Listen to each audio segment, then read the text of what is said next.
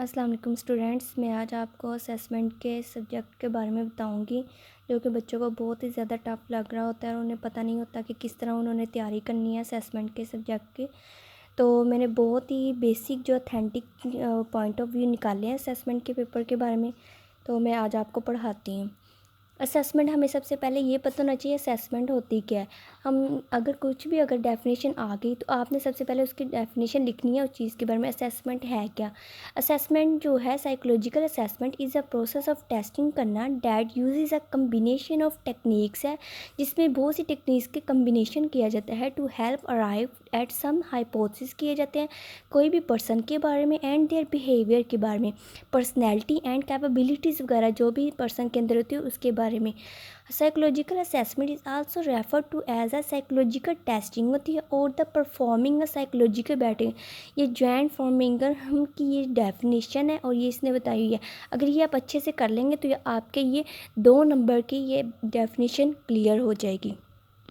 Next अब हमने बताना है इसकी टाइप्स के बारे में कि असेसमेंट की टाइप्स कितनी है। हमने बताना कि the types of assessments are followed formal assessments and informal assessments के बारे में बताना है।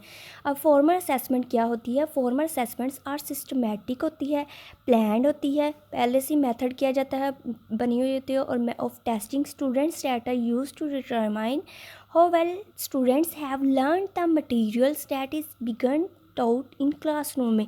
अगर हमने ये देखना हो कि क्लासरूम में रहते हुए कि स्टूडेंट्स कितना लर्न कर चुके हैं तो ये हम करेंगे फॉर्मल असेसमेंट में करेंगे। और फॉर्मल असेसमेंट जो है प्रोवाइड करती है एक ऐसा way to know what the students know कि स्टूडेंट्स ने क्लास में रहते हुए कितना जान लिया है। ये हमारा हो गया फॉर्मल असेसमेंट का। अब एग्जांपल्स हम पढ़ लेते हैं कि एग्जांपल में बताई हुई कि प्रोजेक्ट्स और इंक्लूड्स और असाइनमेंट्स ये सारी ये फॉर्मल असेसमेंट्स में आ जाती हैं। स्टैंडर्डाइज टेस्ट में इसमें आ जाते हैं। फॉर्मल असेसमेंट की आगे से उन्होंने अब डिफ़ाइन कर दिया कि स्टैंडर्डाइज टेस्ट उसमें आ जाएंगे। Standardise test is a test that is a given to students in a very consistent manner में दिए जाते हैं, meaning that the questions on the test are the same. जो क्वेश्चंस दिए जाते हैं स्टैंडर्ड टेस्ट में सेम होते हैं। The time given students is the same, question भी सेम होते हैं, टाइम भी सेम होता है and the way in which the test scores in the same for all the student. इसमें ये नहीं होता कि एक स्टूडेंट को एक टाइम में दे दिया, दूसरे स्टूडेंट को एक को अगर मॉर्निंग में दे दिया तो दूसरे को हमने जो है वो इवनिंग में दे देना है। इसका ये मतलब है कि आपने जिसके ये करना है स्टैंडर्डाइज टेस्ट तो उसमें क्वेश्चन भी सेम होंगे, टाइम भी सेम होगा और इसमें जो है वो स्कोर भी इनके जो है सबके सेम आएंगे। ये हमारा हो गया स्टैंडर्डाइज टेस्ट का। और एजुकेशनल पर्पस के लिए इसे हम यूज़ करते हैं। पहले हमने पढ़ा असेसमेंट की डेफिनेशन पढ़ी, उसके बाद हमने टाइप्स पढ़ी, टाइप्स के बाद हमने फॉर्मल असेसमेंट के फॉर्मल असेसमेंट की आगे से उन्होंने एक्सप्लेन कर दिया कि स्टैंडर्डाइज टेस्ट होते हैं और स्टैंडर्ड टेस्ट के आगे एग्जांपल भी दे दी। उन्होंने अब कहा है कि they may be use to determine a young child readiness for kindergarten में identify students who need special education services की ज़रूरत है, स्पेशल एकेडमिक स्पोर्ट्स प्लेसेस वगैरह प्रोग्राम्स कोर्स लेवल डिप्लोमास वगैरह उधर एजुकेशनल वगैरह के। तो असेसमेंट टाइप्स ऑफ असेसमेंट्स ये आपको पढ़ाते हुए ये सारा समझ लग जाएगा और आपको याद हो जाएगा। जिस तरह मैं जिस मेथड से मैं आपको करवा रही हूँ इसी मेथड से आपने assessment types of assessment formal assessment informal assessment आगे से फॉर्मल असेसमेंट की स्टैंडर्डाइज टेस्ट हैं। और अब हमारे पास स्टैंडर्ड टेस्ट के बाद आगे नॉर्म रेफरेंस टेस्ट आता है। Norm reference test are a form of standardise test. Norm reference tests are a form of test of standard testing that compares the normal skill levels देखी जाती हैं to those of individual students of the same age की। हमने क्या देखना था, हमने compares करना होता है स्किल लेवल स्टूडेंट्स का और हमने देखना था सेम अगर ये इस एज में ये स्टूडेंट्स है तो दूसरी एज में भी यही स्टूडेंट्स है, लेकिन इस एज का स्टूडेंट जो है ये वाली एक्टिविटी ज़्यादा अच्छी तरह कर रहा है, लर्न अच्छी तरीके से कर रहा है। ये हमने नॉर्म रेफरेंस टेस्ट में हमने कंपेयर करना था बाय कंपेयरिंग स्टूडेंट्स। इसमें कंपेयर किया जाता है स्टूडेंट्स को one and other. It is possible to determine करना whether how and to what a degree particular student is ahead of a behind the norm. Example उन्होंने बताया कि to determine a young child है reading for school pre school का kindergarten this test में be design to measure और language वगैरह करने के लिए।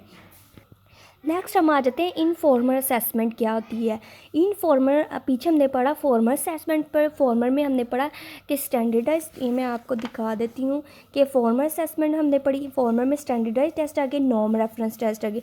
अब नेक्स्ट हमने पढ़ना है कि इनफॉर्मल असेसमेंट कौन सी होती है। Informal assessment are those spontaneous forms of assessment that can easily be incorporated in the classroom activities देखी जाती है एंड मेजर द स्टूडेंट्स की परफॉर्मेंस को and the incorporated in the classroom activities देखी जाती हैं और प्रोग्रेस उनकी देखी जाती है। These assessments are content and performance drive. Example है कि चेकलिस्ट आ गई, उसमें ऑब्जर्वेशन आ गई और ये रेटिंग स्केल्स और सैम्पलिंग, ये आप एग्जांपल्स दे देंगे। एक दो भी दे दे तो बहुत आपके लिए अच्छी हो जाएगी कि आप पहले उसके इनफॉर्मल असेसमेंट को एक्सप्लेन कर रहे हैं, फिर उसके बाद आप उसकी एग्जांपल दे रहे हैं, तो आपको इजीली अच्छे मार्क्स मिल सकते हैं।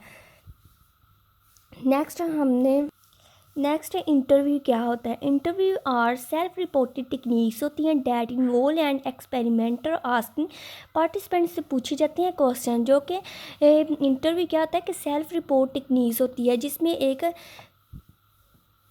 पार्टिसिपेंट से क्वेश्चन पूछे जाते हैं एंड और उसने रिस्पॉन्स करना होता है।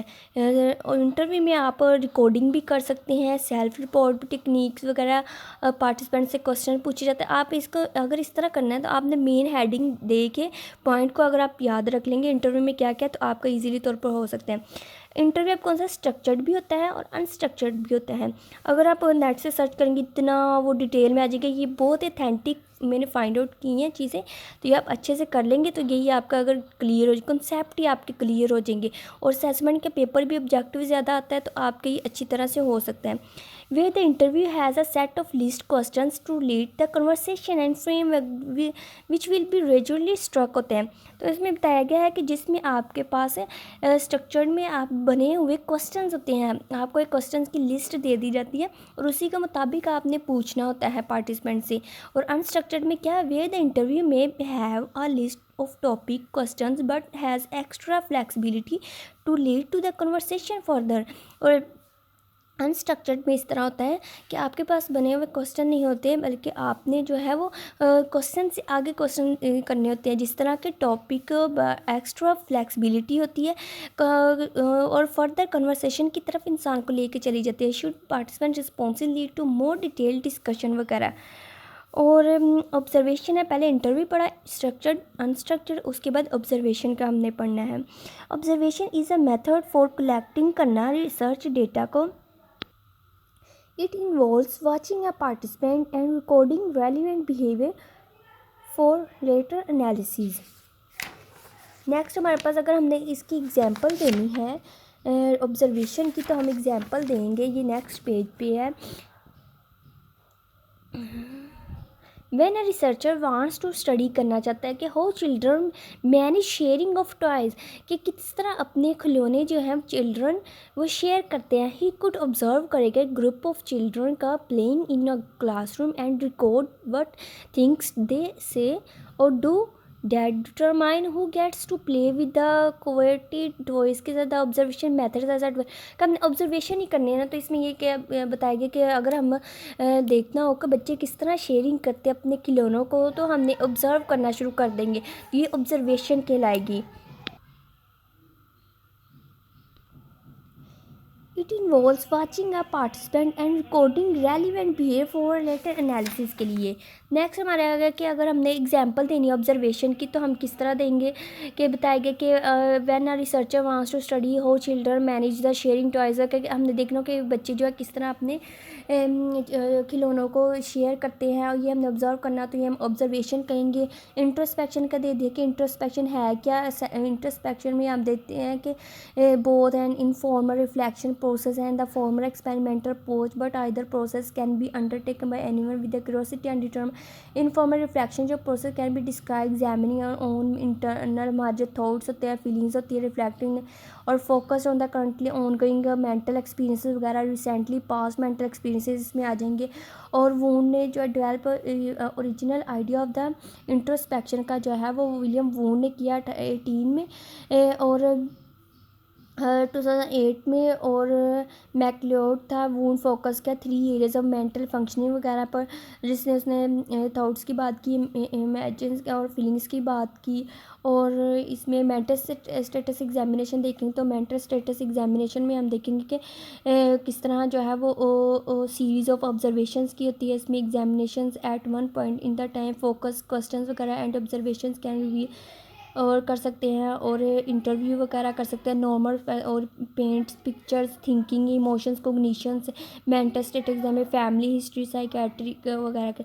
तो हमने ये मेंटल स्टेट एग्जामिनेशन की बात है तो MCQs में ज़्यादा से ज़्यादा ये क्या कहता हम कहेंगे थिंक मेंटल से हमें पता चल जाए कि मेंटल स्टेट एग्जामिनेशन, तो हमें ये कि हम कोग्निशन को देखेंगे, थिंकिंग को देखेंगे, इमोशंस को ऑब्जर्व करेंगे, फिजिकल एग्जामिनेशन को देखेंगे। तो ये हमारा हो गया कंप्लीट। हमने इंट्रोस्पेक्शन पढ़ा, मेंटल स्टेटस एग्जामिनेशन पढ़ा, ये हमने ऑब्जर्वेशन की, हमने वो एग्जाम्पल पढ़ लिया, और हमने पढ़ा ऑब्जर्वेशन होता क्या है ये बता दिया गया, टाइप्स ऑफ इंटरव्यू की बता दी गई, इनफॉर्मल असेसमेंट बता दी गई, और नेक्स्ट जो है एग्जाम्पल आई है नॉर्म रेफरेंस टेस्ट की, और असेसमेंट की हमने डेफिनेशन पहले हमने पढ़ी कि अथेंटिक वाली, टाइप्स पढ़ी फॉर्मल इनफॉर्मल और स्टैंडर्डाइज्ड टेस्ट, ये इस तरह।